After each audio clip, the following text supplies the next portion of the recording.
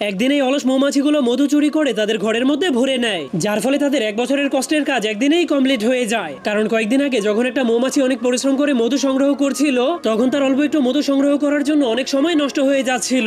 এরপর সে যখনই সেই মধুটুকু নিয়ে বাড়িতে যাচ্ছিল, তখনই সে রাস্তায় একটা টেবিলের উপরে অনেকগুলো মধু দেখতে পায়। যা দেখার পর তার মাথায় একটা আইডিয়া আসলে সে জলদি করে তার বাড়িতে যেতে শুরু করে দেয়। কিন্তু তখনই সে রাস্তায় একটা গাড়ি দেখার পর ট্রাফিক নিয়ম মানার জন্য থেমে যায়। এরপর সেই গাড়িটা চলে যাওয়ার পর সে তার বাড়িতে পৌঁছে যায়। এরপর সবাইকে অনেক জোরে জোরে ডেকে ঘর থেকে বাইরে বের করে সেই মধুর ব্যাপারে বলতে শুরু করে। যা শোনার পর সবগুলো মৌমাছি অনেক খুশি হয়ে তার সাথে সেই মধু চুরি করার জন্য যেতে শুরু করে। কিন্তু রাস্তা দিয়ে গাড়ি আসতে শুরু করলেই সবগুলো মৌমাছি থেমে যায়। এরপর সেই গাড়িটা চলে যাওয়ার পরেই তারা ফুল স্পিডে সেই মধুর দিকে যেতে শুরু করে দেয়, কারণ তারা সেখানে যেতে দেরি করলেই সেই মধুগুলোকে অন্য কোনো মৌমাছির দল এসে চুরি করে নিয়ে যাবে। কিন্তু তারা সেখানে পৌঁছানোর পর মধুটাকে পেয়ে অনেক খুশি হয়ে যায়। এরপর জলদি করে সেই মধুর ভারী জারটাকে চুরি করে সেখান থেকে পালাতে শুরু করে দেয়। কিন্তু সেই মধুর বাটিটা অনেক ভারী হওয়া সত্ত্বেও তারা ট্রাফিক নিয়ম মানার জন্য